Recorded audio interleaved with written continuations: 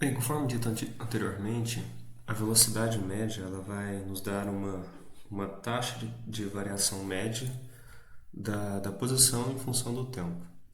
Então, se você tem dois instantes, você tem um intervalo de tempo e nesse intervalo você tem um deslocamento. Se você fizer a razão do deslocamento pelo intervalo de tempo, então você tem a velocidade média naquele intervalo.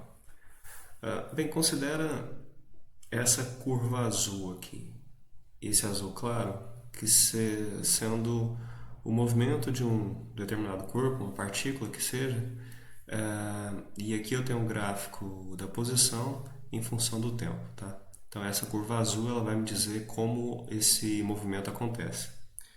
Bem, se eu considero o intervalo que vai de t0 até t1 e determino qual é a velocidade média nesse intervalo, o que eu vou obter? Olha, de x0 de t0 até t1, o deslocamento, na verdade a variação do espaço é dada por x1, aqui em amarelo, menos x0.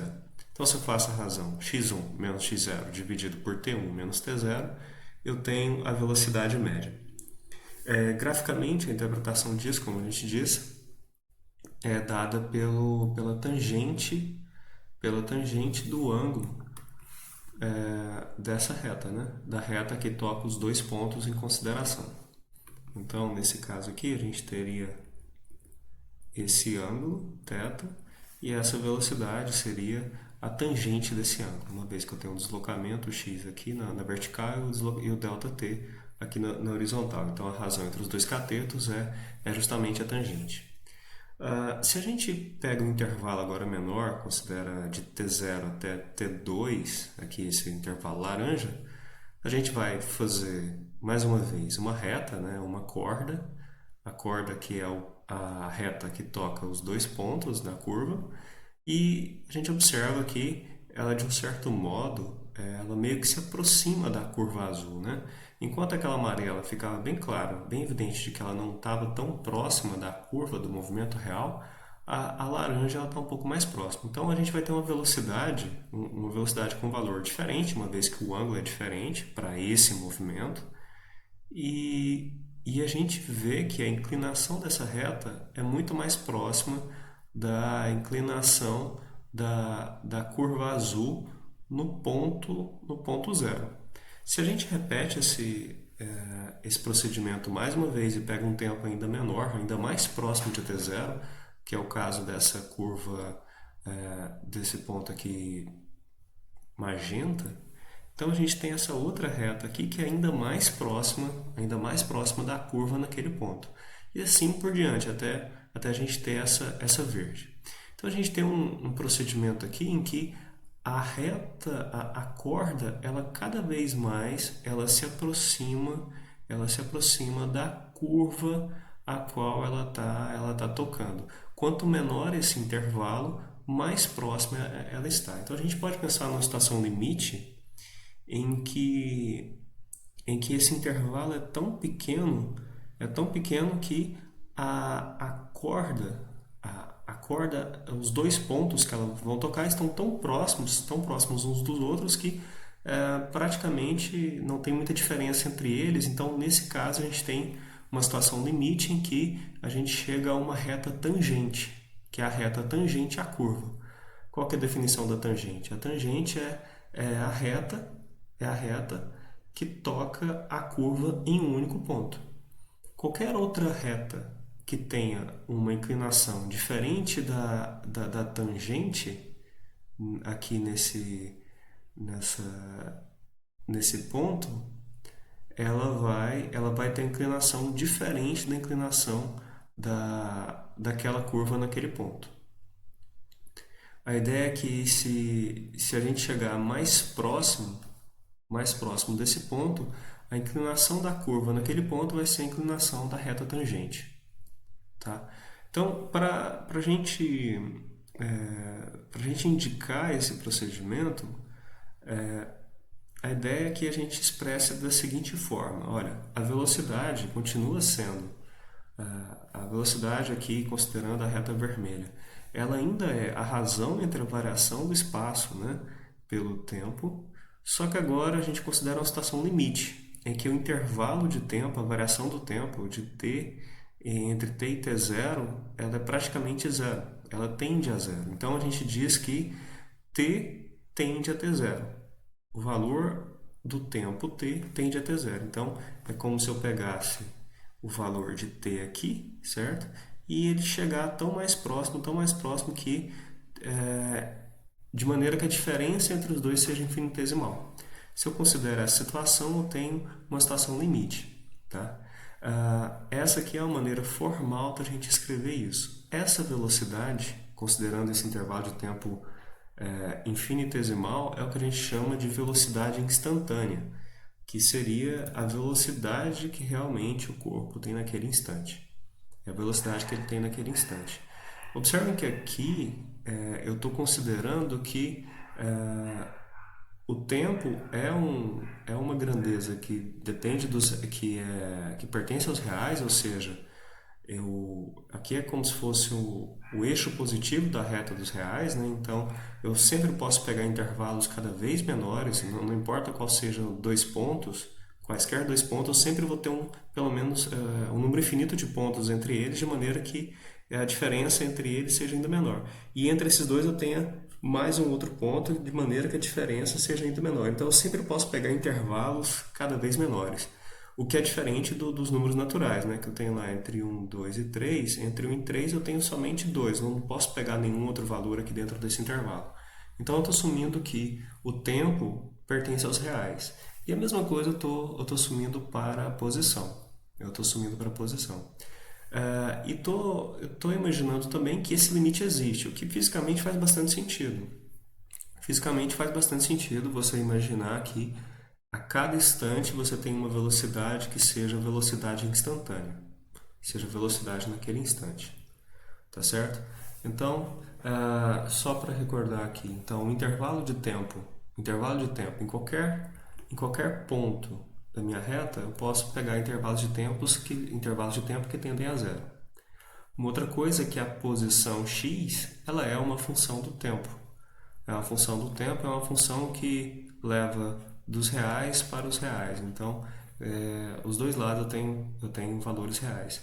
E eu vou assumir também que x é uma função contínua. É uma função contínua. O que eu quero dizer por isso? Eu quero dizer que se eu fizer o gráfico de x, eu não vou ter nada do tipo nenhuma variação desse tipo aqui, ó, que eu tenho uma variação repentina, né, do valor de x. O x ele vai variando continuamente. Ele não tem nenhum salto, nenhum salto. E a gente também vai assumir que x é uma variável diferenciável, mas ainda vou falar um pouquinho mais a respeito disso um pouco mais para frente. Então, a velocidade instantânea, agora a velocidade no instante t, a velocidade vai ser uma função do tempo, assim como x é uma função do tempo. Então, para cada valor de tempo que eu tiver aqui, eu posso definir uma reta tangente, que é a reta que vai ter a mesma inclinação da curva naquele ponto. Então, para cada valor de tempo, eu vou ter uma reta com inclinação diferente, tá certo? Então, para cada valor de tempo, eu vou ter um valor de velocidade. Além da posição, eu tenho a velocidade. Então, só reescrevendo a expressão para a velocidade então vai ser a razão entre a variação do espaço pelo tempo, mas agora essa razão ela é um limite. É o limite em que essa variação do tempo tende a zero. Ou seja, eu posso também escrever isso como o tempo t final tende ao tempo inicial, t tende a t zero. Tá? Esses dois valores tendem ao mesmo valor. E ainda são diferentes, mas infinitesimalmente diferentes. Tá? E essa expressão aqui não é nada mais do que a definição da derivada. É a taxa de crescimento, da posição em função do tempo. Se a gente entende a posição como uma função do tempo, então é a derivada daquela função com relação ao tempo. A derivada da posição da função que é dada pela posição em função do tempo em termos do tempo. Tá? É a taxa de crescimento naquele ponto. Uma outra notação que tem com a gente com essa linha aqui. Essa linha como sendo uma derivada. Tá? Uma outra também que é bastante comum, eu vou até escrever aqui, poderia ser assim, ó, x ponto de t, que é a derivada de x com relação ao tempo, tá? Então podem acontecer essas três notações, tá bom? Essa que eu tenho d dt, ou essa que tem uma linhazinha, ou que tem um ponto aqui em cima da variável que eu estou derivando com relação ao tempo. Tá? Normalmente, como a gente está tratando de física, a gente não vai falar que x é uma função do tempo. Normalmente a gente já escreve dessa forma, que a velocidade é a derivada de x com relação ao tempo. Tá? De x com relação ao tempo. Ou velocidade, que é a função do tempo, é x' de t. Então, o que a gente pode dizer? Que a velocidade é a taxa de variação da posição com relação ao tempo. Ela vai me dizer qual é a variação do espaço à medida que o tempo passa. É uma taxa de variação, uma taxa de crescimento. Essas taxas são bastante comuns dentro da física, não só dentro da mecânica. Então, quando você fala, por exemplo, a respeito de fluxo, pensa numa correnteza de água, né? O fluxo é a quantidade, é o volume que passa por unidade de tempo. Também é uma variação, naquele caso, de volume com relação ao tempo. Ou quando você pensa ainda no caso limite, que é o fluxo, esse aqui seria o fluxo instantâneo. A gente pode pensar também na corrente elétrica. A corrente elétrica ela vai me dizer qual é a quantidade de carga por unidade de tempo. Então, seria a carga que passa por um determinado ponto do circuito, do circuito elétrico, com relação ao tempo. Tá? Então, a gente tem sempre essas grandezas que é alguma coisa que está variando com relação ao tempo. A gente pode pensar a respeito de potência. A potência pode ser, imagina se ela está transformando, se tem uma máquina que transforma a energia química em energia mecânica. Então, a taxa com que ele transforma uma energia de uma forma em outra, ou seja, a variação da energia química ou a variação da energia mecânica, com relação ao tempo, seria a potência daquela máquina. Então, a gente tem sempre essas grandezas que elas são funções do tempo e que com elas a gente consegue determinar a maneira como o sistema evolui. Tá? Uma outra relação importante é o seguinte, olha, a velocidade, então, é a taxa de variação, mas então como é que eu obtenho a variação em um intervalo de tempo?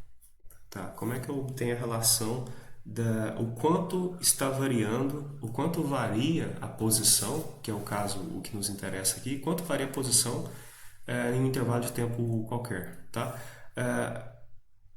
Se o intervalo for infinitesimal, aliás, se o tempo for um tempo infinitesimal, então a gente pode escrever da seguinte forma, olha, em um tempo, essa expressão dtzinho, esse dzinho, significa que eu tenho um ΔT, uma variação de tempo, mas só que é uma variação que tende a zero, tá? É uma variação que tende a zero. Então, sempre que eu tiver infinitesimais, variações minúsculas, muito pequenas, a gente escreve dessa forma, infinitesimal. Isso aqui é um limite matemático, tá? Então a gente não vai atribuir valores numéricos para esse dtzinho. Não é nesse sentido. Então é um limite matemático, um infinitesimal é tão pequeno quanto se queira, tá? Então você pode imaginar qualquer valor de intervalo de tempo, sei lá, um microsegundo, um milionésimo de segundo, ainda assim não é um diferencial. Um diferencial é um limite matemático. É um limite matemático. Então, a variação do espaço seria a velocidade, a taxa de variação pelo tempo que passou, tá? Então, é a mesma coisa que você pensar, mais uma vez, no fluxo. O fluxo se eu quero saber qual que é a variação de volume, então seria o fluxo pelo tempo. Então, você pensa no fluxo de uma torneira que está aberta, vazando água. Então, quanto maior o tempo, maior a quantidade de água que passou. Então, seria o fluxo de água que passa ali multiplicado pelo tempo que a torneira ficou aberta. Tá? Todo esse procedimento aqui, esse tratamento por derivadas, ele pressupõe o conceito de funções contínuas. Mais ainda, o conceito de uma função que seja diferenciável. Vale a pena a gente revisar isso daqui só para a gente deixar um pouco mais um pouco mais preciso do ponto de vista matemático, né? Eu quero que vocês imaginem o seguinte: se você tem a seguinte função f, que com toda função ela é um conjunto de pares ordenados, né, em que esses pares ordenados diz que o primeiro elemento do par ordenado é um valor de tempo e o segundo é espaço. Então, esse daqui é um par ordenado. Então, a função f é um conjunto de pares ordenados do tempo e da posição, de tal maneira que o tempo pertence aos reais positivos, a gente está considerando que a gente está contando a partir do zero. Aliás, isso aqui é o conjunto dos números reais não negativos. Quando tem um mais aqui, significa que são os não negativos, o que inclui o zero também, porque afinal o zero não é nem negativo nem positivo. E o x ele vai ser dado por uma expressão que é a função do tempo, f de t. Tá? A gente diz que uma função é contínua, aqui eu tenho a definição, uma forma de definir uma função desse tipo, ela é contínua, no instante t0, que pertence ao domínio, se e somente se, para todo epsilon maior que zero, existir um delta maior que zero, tal que para todo tempo, tal que para todo t pertencente aos reais não negativos, a gente tem essa validade dessa expressão aqui, ou seja, se o módulo, se a variação de tempo for menor que aquele delta que a gente falou ali, então a variação de f correspondente tem que ser menor do que epsilon. Graficamente fica um pouco mais claro do que está se dizendo. Então imagine que esse aqui é o ponto t0, certo? É o ponto t0. Aqui os eixos é y e x, mas a ideia é a mesma. Então essa aqui é a ideia de uma função y de x, tá? Então esse aqui é o ponto x0. Nesse ponto, o que é aquele teorema, o que essa definição está me dizendo? Olha, se eu tomar um valor de epsilon infinitesimal aqui, certo? Em torno desse ponto. Então esse epsilon pode ter qualquer valor, desde que seja maior do que zero, tá? E pegar esse intervalo. Então vai existir um delta, também infinitesimal, no eixo x, de tal maneira que o valor da função, a variação da função tem que ser menor que esse epsilon se a variação do seu argumento for menor que esse delta. Em outras palavras, variações infinitesimais no argumento de x, ou seja, variações aqui muito pequenas nesse argumento, implicarão em variações infinitesimais em y. Em outras palavras, não vai acontecer o caso de você ter uma função que seja da seguinte forma, olha, deixa eu pôr outra cor aqui. Não vai acontecer de ter uma função que tem essa cara, que ela é essa função que chega até o ponto x0 aqui, e aqui ela vai para esse ponto aqui, tá bom? Tá vendo? Que eu consegui definir aqui um valor de epsilon tal que a variação da minha função é maior do que o epsilon, o que não satisfaz o meu teorema.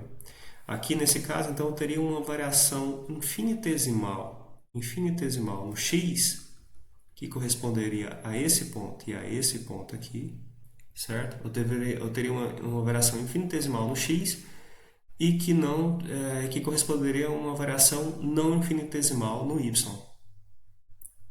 Então, uma função contínua é uma função que dá esse aspecto de continuidade, de que a linha ela não tem nenhuma espécie de descontinuidade.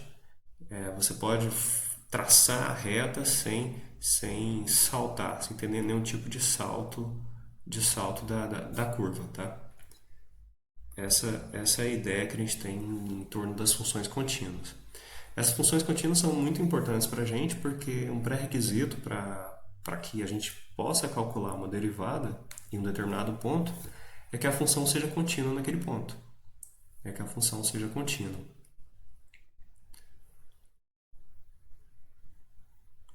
Então, só reforçando, o que a definição me diz aqui, sempre que as variações forem infinitesimais aqui nesse eixo, elas têm que ser infinitesimais nesse eixo aqui também. Ou seja, variações infinitesimais no tempo vão implicar em variações infinitesimais aqui no f, que no meu caso é o espaço, né? Estou considerando, imagina que isso aqui é a função de x de t. Então, não vai acontecer de, por exemplo, ter uma variação de um... Vamos imaginar que isso aqui está descrevendo a posição de uma partícula. Não vai acontecer da partícula estar na posição, sei lá, 2 metros e no instante seguinte, no intervalo infinitesimal, ele já está na posição 4 metros. Tem uma variação repentina da posição.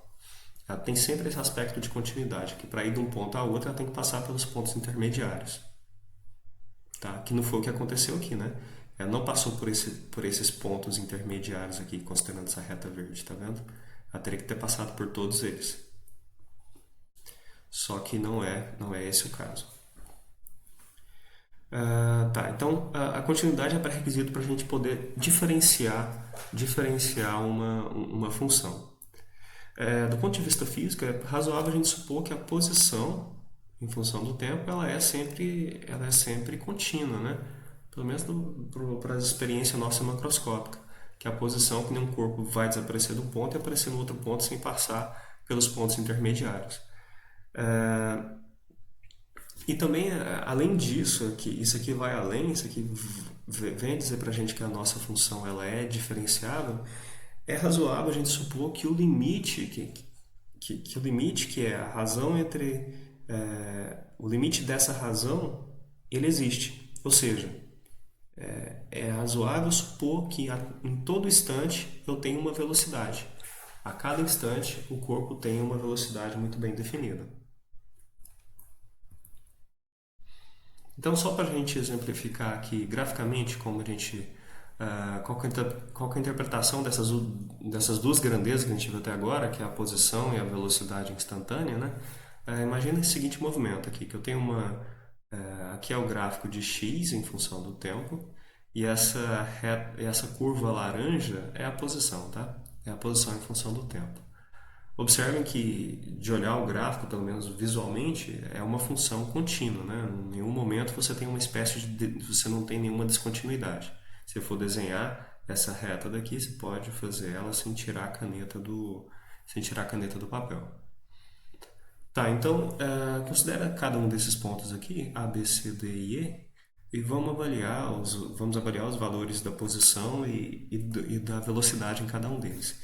Nesse ponto A, como ele está abaixo do eixo, ele está abaixo do zero, né? Então a posição é negativa, ele está na posição negativa, mas só que a reta tangente à curva, a reta que tem a inclinação da curva naquele ponto, ela, ela é positiva, essa inclinação é positiva, né? Esse ângulo daqui, ele está entre 0 e 90 graus, ou 0 e π sobre 2. Então, essa tangente é positiva. Se a gente pensar do ponto de vista físico, já que a inclinação é positiva, significa que a posição está aumentando à medida que o tempo passa, né? É isso que acontece quando a inclinação é positiva. Se a posição está aumentando, você tem variações positivas da posição, o que significa que a velocidade é positiva. Aqui no ponto B, a posição já é zero, né? Já está na posição zero. E a velocidade é positiva também, a inclinação é positiva. Só que como a inclinação subiu, ela aumentou, né? Aqui a inclinação está mais próxima da vertical, então na verdade a velocidade aumentou. Então a velocidade que aumentou de módulo. Aqui no ponto C, ele está na posição positiva, só que ele está bem no pico aqui da curva, né? Está no ponto extremo, no ponto mais alto. Se eu faço a tangente a essa curva, ela deu uma reta horizontal, o que significa que ela não tá nem crescendo a posição e nem diminuindo. Na verdade, ele está mudando o sentido do movimento.